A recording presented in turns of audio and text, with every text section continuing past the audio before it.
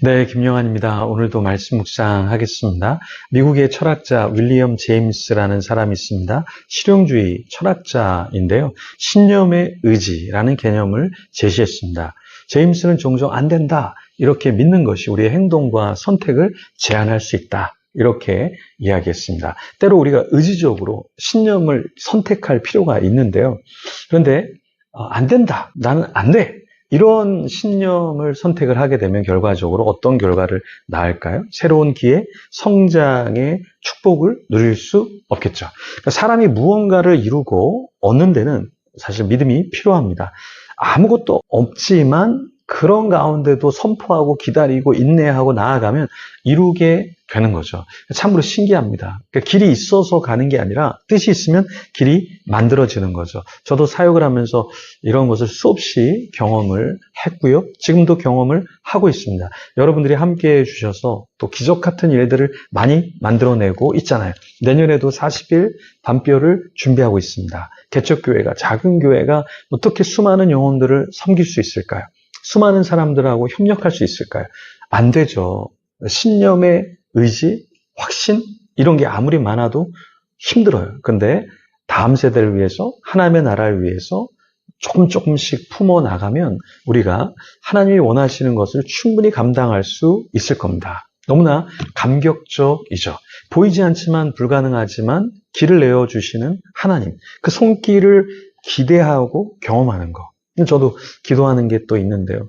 됩니다. 네, 여러분, 됩니다. 그러니까 그냥 맹신하라는 게 아니라, 비현실적이라는 게 아니라, 너무 이상주의자가 되라는 게 아니라, 그러니까 하나님이 주시는 그 마음, 근데 그게 이제 악한 마음이 아니고 나를 위한 욕망이 아니라 하나님께서 원하시고 또 내가 헌신할 수 있는 부분이 있다면 기다리면서 그것을 이뤄가는 것은 참 아름다운 일이죠. 안 되는 교회 특징이 있습니다. 다 안 된다 그래요. 뭘 하려고 그러면 해봤다 그러고 안 된다고 얘기합니다. 강한 신념이 있어요.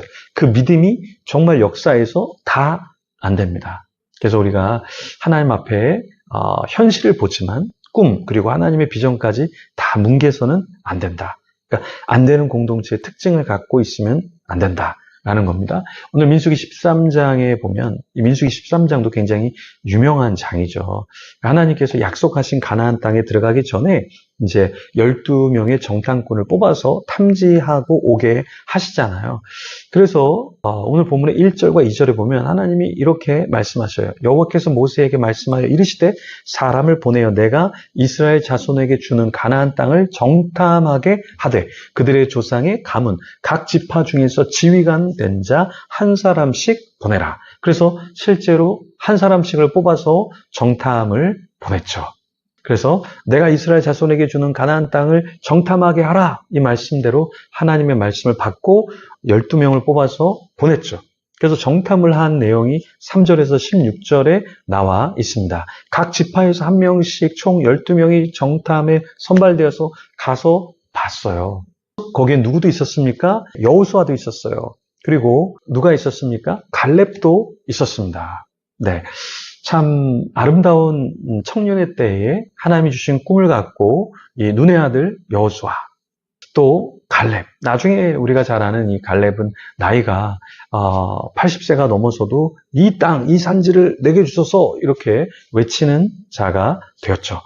자, 모세는요 굉장히 구체적으로 지시를 주었습니다. 가서 정탐을 하고 땅이 어떤지, 백성이 강한지, 성읍은 견고한지 살펴보라고 했습니다.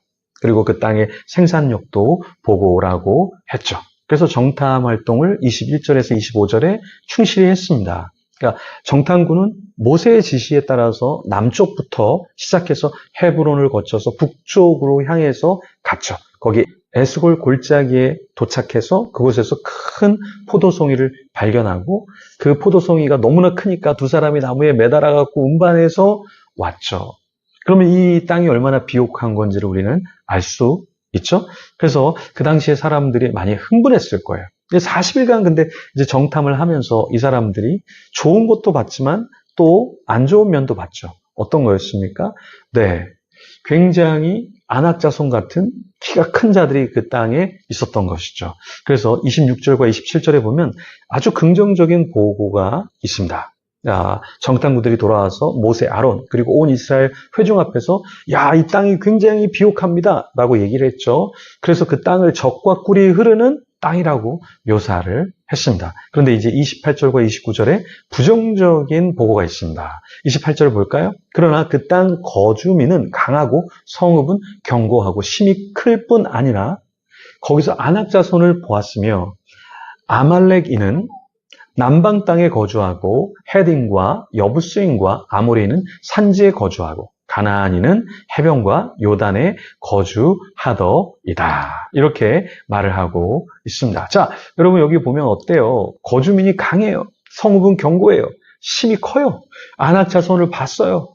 근데 아말렉인은 남방 땅에 거주하고 헤디는 여부스인과 아모리는 산지에 거주하고 또 해변에는 가나안인이 있고 요단가에 그 사람들이 거주합니다. 이렇게 이야기를 했잖아요. 자, 이랬을 때 좋은 것도 얘기했지만 지금 이야기를 들어보면 어때요? 야, 저기 갔다가는 거인족에게 밟혀 죽겠다. 뭐 이런 생각을 하지 않았을까요?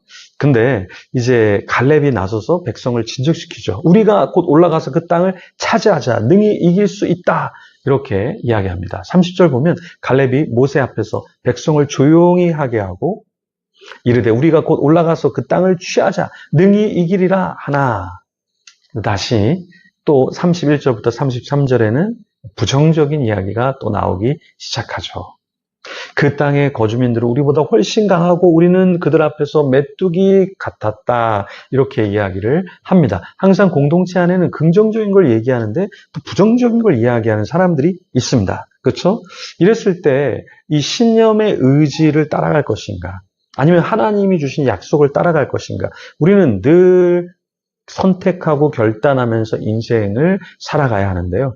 부정적으로 얘기하는 게 더 크게 다가옵니다. 긍정적으로 얘기해주는 사람들의 이야기는 듣기는 듣지만 거기에 잘 반응하지 않아요.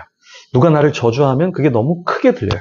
누가 나를 조소하면 그게 너무 크게 들려요. 누가 내 자식을 욕하면 너무 가슴이 아파요. 누가 내 부모님을 향해서 삿대질하고 무시하면 너무 마음이 힘들어요. 이게 인간입니다. 그렇죠? 그런데 믿음을 가졌다라는 건 무엇이냐면 아무리 부정적으로 얘기하고 아무리 비난해도 아무리 고소해 와도 하나님을 바라보기 때문에 견뎌낼 수 있다라는 겁니다. 여러분 우리가 하나님의 음성, 하나님의 말씀, 그러니까 하나님의 뜻 이것이 우리 가운데 없다면 우리는 비참한 자이죠. 한 젊은이가 하나님의 말씀이 없고 기도가 안 되고 영적인 교제가 없다 하면서 이렇게 눈물을 흘리는데 그 이야기를 이렇게 듣는데 저도 눈물이 나더라고요.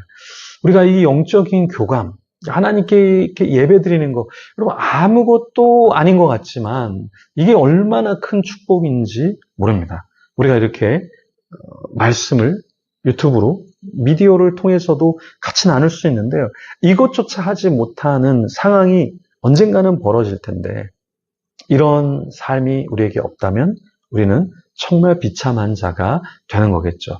여러분 하나님의 말씀, 성경 말씀, 그 말씀이 내 가슴 속에 들어와야 되고 내 머릿속에 들어와야 되고 내 손발로 펼쳐져야 하는데 부정적인 이야기 한 번 듣고 그래 내가 뭐 봉사하는 게 뭐 내가 뭐 섬기는 게 뭐 나 같은 사람이 뭘 해 이렇게 되면 누가 기뻐합니까? 사탄이 기뻐합니다. 사탄이 기뻐해요. 악한 자들이 기뻐해요.